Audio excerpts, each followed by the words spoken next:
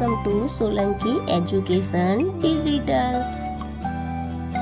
ચાલો આજે આપણે શીખીશું ધોરણ 5 ગણિત ગમ્મત સ્વાધ્યાય પોથી પાઠ છે 11 ક્ષેત્રફળ અને પરિમિતિ. દાખલો બીજો, નીચે આપેલી આકૃતિ પરથી પ્રશ્નોનો જવાબ આપો. એક ખાનાનું ક્ષેત્રફળ 1 ચોરસ મીટર છે. આના પરથી આપણે જવાબ લખીશું.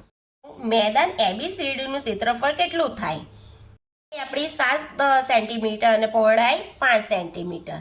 માં લખીશું 7 સેન્ટીમીટર લંબાઈ અને 5 સેન્ટીમીટર પહોળાઈ એટલે કેટલા આવ્યા? 35 ચોરસ સેન્ટીમીટર.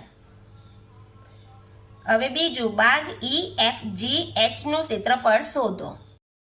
EFG ને H નું ક્ષેત્રફળ તો જો 1 2 3 4 5 એટલે 5 લંબાઈ ને પહોળાઈ 1 2 3 તો 3 પહોળાઈ. લખીશું EFG H નું ક્ષેત્રફળ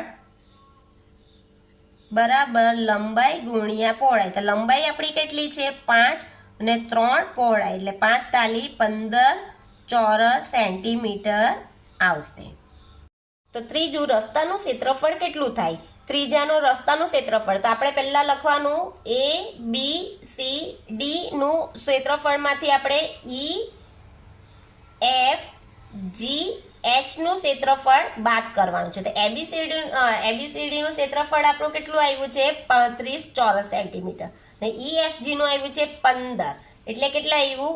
20 ચોરસ સેન્ટીમીટર રસ્તાનું ક્ષેત્રફળ થશે.